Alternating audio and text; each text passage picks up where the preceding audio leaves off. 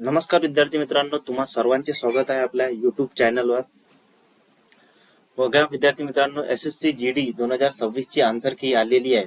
Answer की तर फक्त एकच आली आहे, पण त्यावर बनणारे जे व्हिडिओ आहे ते भरपूर आहेत. कमीत कमी 1000 ते 2000 व्हिडिओ हे फक्त आणि फक्त याच्यावरच बनले आहे की जे SSC GD 2026 च्या जो एक्सपेक्टेड कट ऑफ काय असू शकतो. ठीक आहे, जितकेही कंटेंट क्रिएटर आहेत त्यांनी काय केलंय की SSC GD ची जशी आन्सर की आली, त्यांना सगळ्यांना माहिती आहे की क्राऊड खूप आहे आणि मुलांच्या मनामध्ये काय प्रश्न असतो की बा आपला स्कोर इतका आलेला आहे, आपला स्कोर कमी आहे, जास्त आहे. त्यामुळे काय प्रत्येक विद्यार्थी आहे जो स्कोर आपला सेफ स्कोर किती असेल, एक्सपेक्टेड कट ऑफ किती असेल, त्याकडे खूप म्हणजे त्याचे आकर्षण असते आणि त्यामुळे तो युट्यूबवर स्कोर करत असतो किंवा आपल्याला एखादा व्हिडिओ भेटून जाईल आणि तिथं आपला जितका स्कोर आहे तितका स्कोर आपण तो सांगेल की आपला स्कोर इतका इतका आलेला आहे आणि त्यामुळे आपल्या मनात एक शांती येईल की बा आपला स्कोर इतका आहे तर आपण शांत होऊ. या अपेक्षेने काय करते प्रत्येक विद्यार्थी जो आहे तो व्हिडिओ बघत असतो.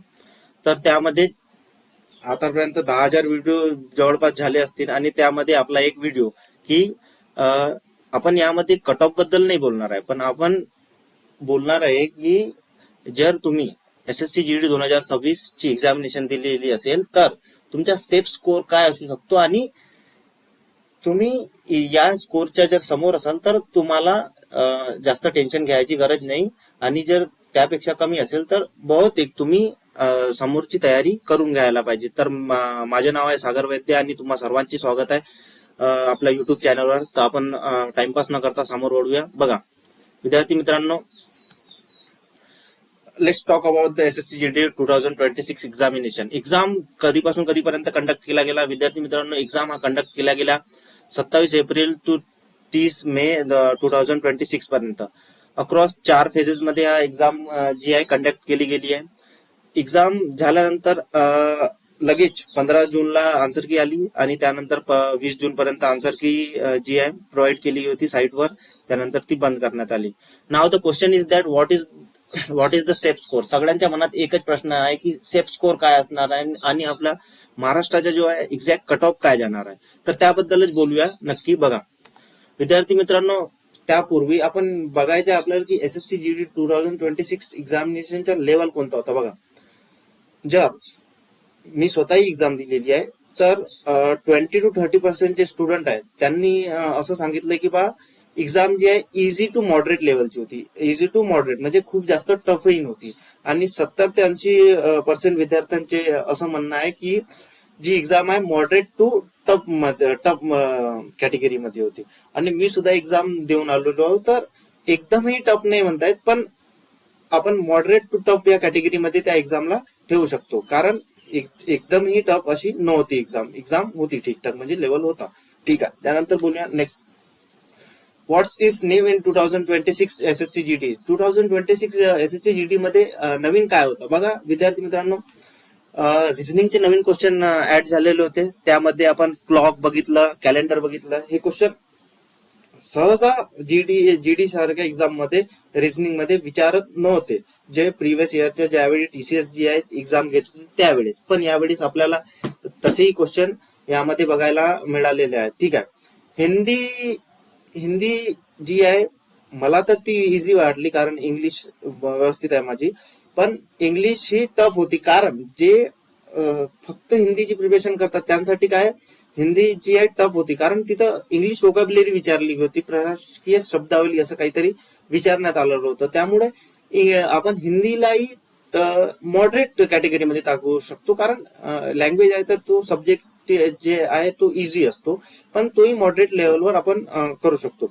GK is out of the box. GK कसा होता, पूर्ण आउट ऑफ द बॉक्स होता. पूर्ण क्वेश्चन म्हणजे काही होते पण खूप क्वेश्चन डोक्याच्या वरचे म्हणजे खूप बाहेरचे होते. मॅथचा विचार केला तर मॅथ मध्ये क्वेश्चन ऍव्हरेज होते, पण ऍज कम्पेअर टू जीडी एक्झामच्या कम्पेअर मध्ये ते एक्झाम टफ कॅटेगरीमध्ये कॅटेगराईज करण्यात येतील असं मला वाटते. ठीक आहे, त्यानंतर वळूया नेक्स्ट.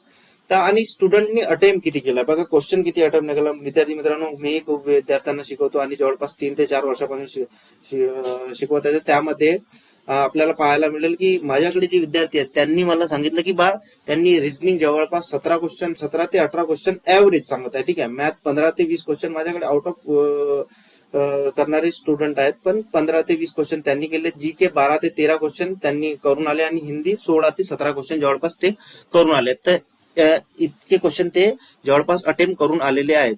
त्यानंतर बोलूया नेक्स्ट काय, factor affecting the cut off.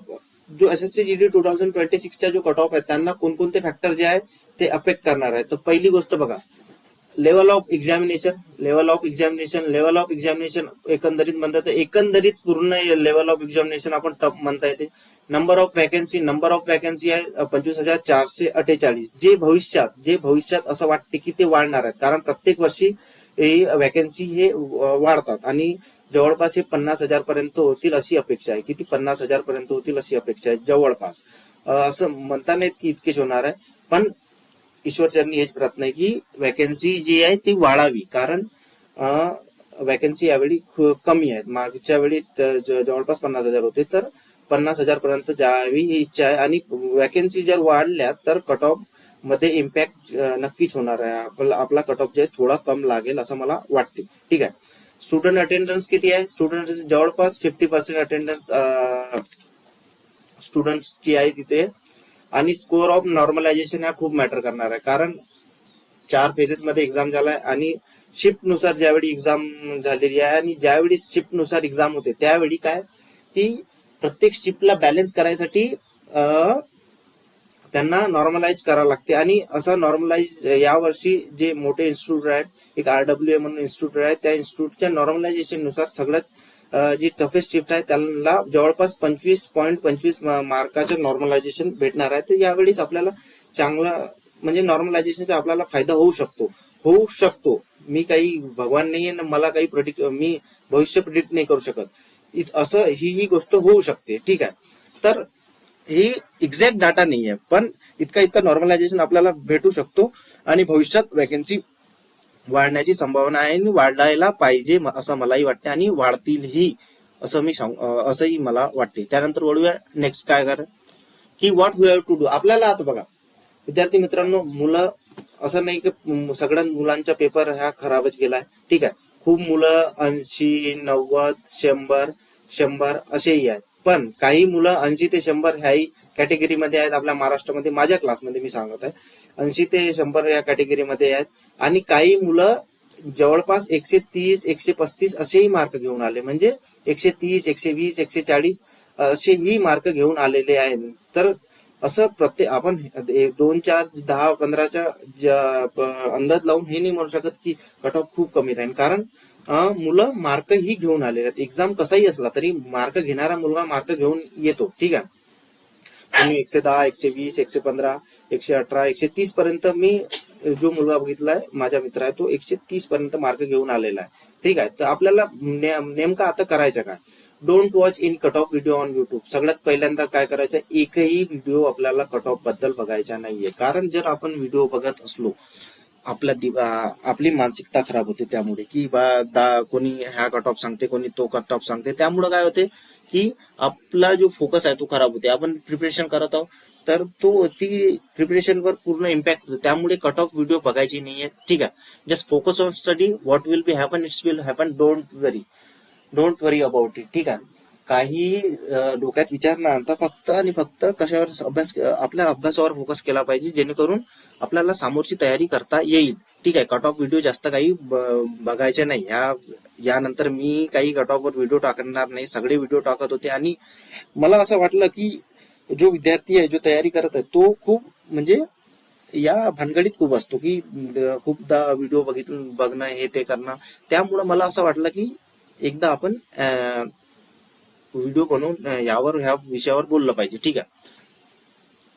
मी बघा विद्यार्थी मित्रांनो, मी आता सगळ्यात आखरी म्हणजे मी तुम्हाला काही एक्झॅक्ट डाटा नाही सांगणार आहे आणि मी काही भगवान नाही की मला भविष्यात किती कट ऑफ जाणार हे पूर्ण मला एक्झॅक्ट माहित असणार. मी आपला एक अंदाज सांगतो, जी आजूबाजूच्या माझे मित्र परिवार स्टुडंट वगैरे त्यांचे स्कोर बघून मी एक अंदाज देण्याचा प्रयत्न करते की या स्कोर मध्ये तुमचे सिलेक्शन होऊ शकते. तर जो आता सांगणार आहे तो एक्झॅक्ट कट ऑफ नाही, पण त्या प्रिडिक्शन आहे, त्यापेक्षा कमीही जाऊ शकतो, जादाही जाऊ शकतो. तर बघा बघणार की हा मेल साठी कट ऑफ आहे, फायनल कट ऑफ. ठीक आहे. आफ्टर नॉर्मलायझेशन का होईल ते तुमच्या नशीब, किंवा अॅक्युरेसी किंवा SSC जे ठरवेल तो स्कोर तुम्हाला मिळेल. पण हा आपला प्रेडिक्टेड स्कोर आहे की बा इतका स्कोर असेल महाराष्ट्राच्या विद्यार्थ्यांना, तर त्यांचे सिलेक्शन हे फायनल होऊ शकते. तर जनरल साठी स्कोर आहे 120 ते 130 पर्यंत. जर तुम्हाला स्कोर असेल तर तुम्ही एकदम 100% सेफ समजू शकता.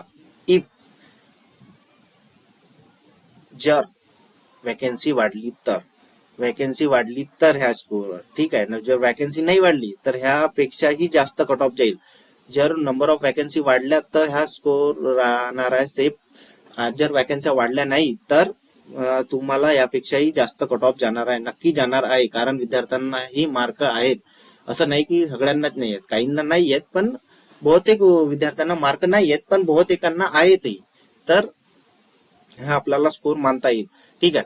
आणि ओबीसी ला 110 ते 120, SC साठी 105 ते 110, ST साठी 105 ते 110 आणि EWS साठी 100 ते 110. तर 100 प्लस स्कोर पाहिजे आपल्याला. किती? 100 स्कोर प्लस स्कोर पाहिजे फायनल साठी. कारण मागच्या वर्षी जवळपास 110 पर्यंत काहीतरी फायनल BSFचा कट ऑफ गेला होता.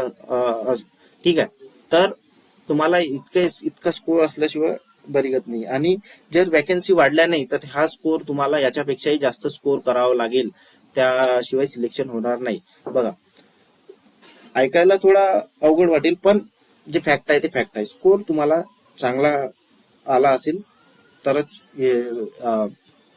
आपलं सिलेक्शन होऊ शकतो. कारण कॉम्पिटिशनही वाढत आहे, सगळ्यांकडे सोर्सेसही आहे, त्यामुळे कट ऑफ आहे तर कट ऑफ तर वाढणारच आहे. ठीक आहे. आणि जर वॅकन्सी वाढल्या तर यापेक्षा कमीही जाऊ शकतो. कसं खूप निराश व्हायची गरज नाही. ठीक आहे. त्यानंतर जर वॅकन्सी वाढल्या नाही तर काय, वॅकन्सी जर वाढल्या नाही तर यापेक्षाही जास्त कट ऑफ वाढेल. ठीक आहे. तर तुम्हाला माझ्या व्हिडिओ बनवण्याचा पर्पज समजला असेल की माझा काही एक्झॅक्ट कट ऑफ सांगणं हा उद्देश होताच नाही. माझा उद्देश इतकाच होता की बा तुम्ही खूप जास्त त्या गोंधळात नाही राहावं, कट ऑफच्या मागे नाही राहावं ना, आणि आपल्या अभ्यासाकडे लक्ष द्यावं. Hope you understand what I want to tell you. जर व्हिडिओ आवडला असेल तर सपोर्ट करा. धन्यवाद.